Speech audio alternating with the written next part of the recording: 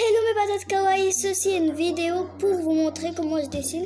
J'ai déjà commencé parce que j'avais fait une autre vidéo, mais ma mère avait mis le son à fond, donc on entendait rien. Du coup j'ai déjà commencé. Hop.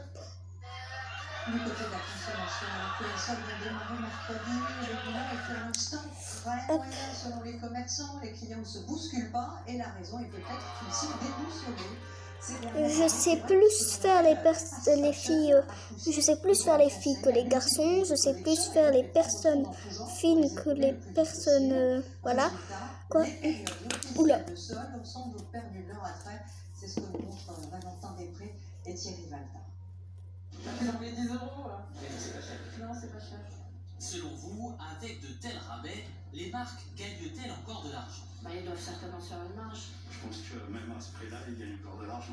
Le plus souvent, il reste bel et bien une marge. En moyenne, une enseigne vend ses vêtements 3 fois plus cher que leur coût de fabrication. Prenons par exemple cette chemise qui coûte 10 euros à produire. Elle est revendue 30 euros en rayon. À moins 50%, elle passe à 15 euros. Il reste donc encore 5 euros de marge à l'enseigne. Il y a tout de même quelques exceptions où il faut vendre à perte. C'est autorisé, mais uniquement pendant les soldes. Alors ça peut être effectivement par exemple un maillot qui s'est très mal vendu, une couleur qui n'a pas fonctionné, donc ça se joue sur quelques produits. On peut vendre à perte, c'est très rare. Pour proposer des prix si bas, il y a un impératif pour les géants du prêt-à-porter. Vendre en grande quantité. J'ai du mal. De plus en plus difficile à en croire certains, avec la multiplication des promotions tout au long de l'année, les soldes ne font plus autant recettes. Dans les soldes, on propose beaucoup des ventes privées, on a des offres commerciales un petit peu ponctuées dans l'année. Donc c'est vrai que l'enthousiasme qu'on pouvait trouver il y a quelques années n'est plus le même aujourd'hui. Alors comment relancer les ventes tout en gardant des prix attractifs? Cette chaîne de prêt-à-porter masculin a complètement revu sa stratégie. Elle a choisi d'arrêter la plupart de ses promotions en dehors des périodes de solde. En contrepartie, elle a baissé ses prix de 5 à 15% et ils ne bougeront plus.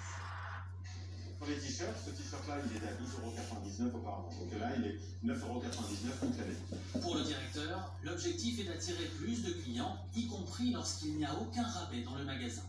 Quand on fait beaucoup de promotions et quand le marché fait beaucoup de promotions, ça brouille les messages parce que finalement, il y a une notion de confiance. On ne sait plus à quel moment il faut acheter. Aujourd'hui, avec ce que nous avons fait, la confiance s'est rétablie parce qu'on sait que quand on achète le 12 janvier ou quand on achète le 24 décembre, on aura le bon prix, le même prix toute l'année. Le pari reste tout de même risqué. Selon l'Institut français de la mode, plus d'un vêtement sur 2 est acheté en promotion.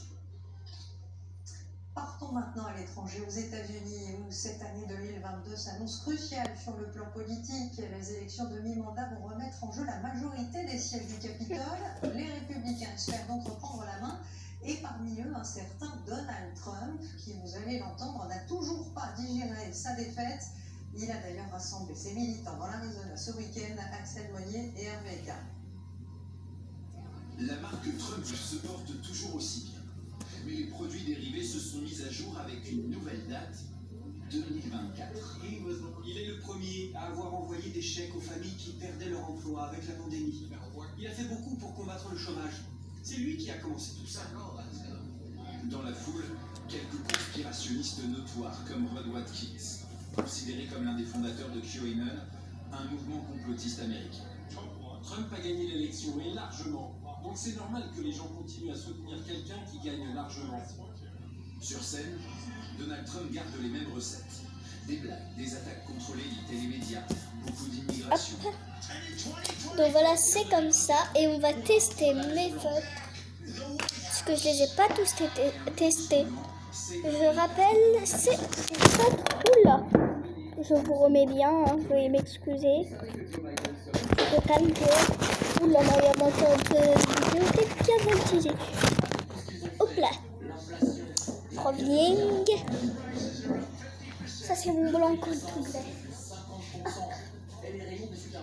Parce que je tiens mon téléphone dans ma trousse d'école.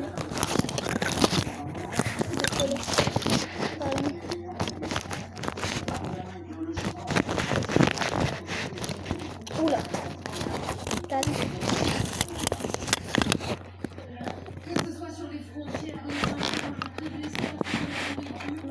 Cosey. Quelqu'un de sa trempe pour régler les problèmes.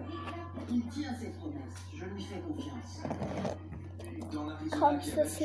Je sais pas si vous voyez bling.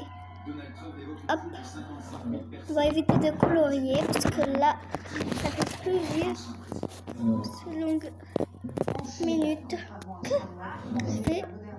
Donc, je reviens, j'essaie d'aller vite. Je vais vous montrer un dessin de ma pote. Le président Xi Jinping vient d'initier une grande campagne de reprise en main des comportements et ce sont les parents qui sont principalement visés avec une idée très précise de ce que Vous êtes prêts? 3, 2, 1. Justine Jankowski, Je lui ai demandé de me faire un dessin Nezuko et Tanjiro. J'ai adoré. Dans ce Voilà. reportage de la télévision d'État, cette famille ici J'adore. est reconnue Bye bye.